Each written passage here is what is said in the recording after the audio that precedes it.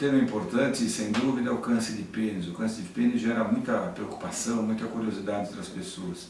Embora não seja um tumor comum, principalmente no mundo desenvolvido, na Europa, Estados Unidos, infelizmente ele é bastante comum, muito prevalente nos países mais pobres, nos locais menos desenvolvidos do mundo.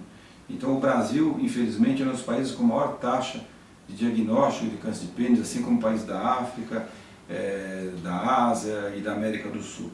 E no Brasil, principalmente nas regiões mais pobres, então na região norte e nordeste do Brasil, regiões como, por exemplo, Vale do Ribeira, Jequitinhonha, mas aqui do sul, tem o câncer do pênis.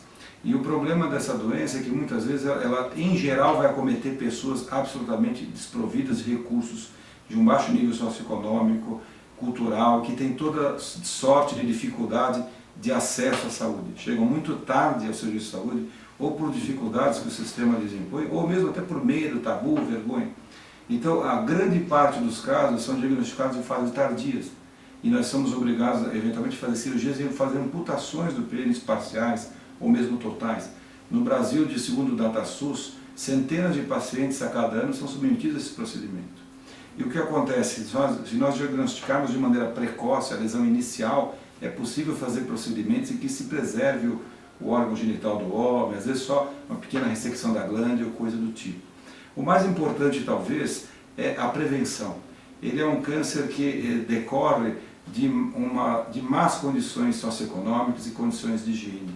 Os principais fatores de risco para uma pessoa ter câncer de pênis é a presença daquela fimose que impede o paciente de ver seu prepúcio, a cabeça do pênis.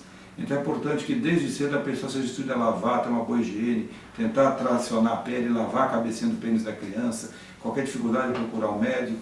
Então a presença de fimose, o fumo, a promiscuidade sexual são fatores de risco que estão associados com isso. Recentemente nós fizemos um estudo a respeito até mesmo da zoofilia, ou seja, no Brasil é comum, em regiões mais pobres, zonas rurais, as pessoas iniciarem a vida sexual tendo relações com animais. Isso é uma coisa inédita que nós investigamos, então isso deve ser também evitado, isso parece um fator de risco para a doença. À medida que as populações melhoram as condições de higiene, têm hábitos saudáveis, a qualquer normalidade no pênis, a imensa maioria das lesões que o paciente notar, alteração de coloração, machucados, envermelhidões, devem ser benignas, raramente é um câncer. Mas sempre que houver dúvida, deve-se procurar a avaliação do profissional, do médico, só ele vai ser capaz, junto com o paciente, de detectar se necessário fazer uma biópsia ou tratamento. Então, tratado em fases iniciais, a cura é muito grande, passando de 60% a 80%.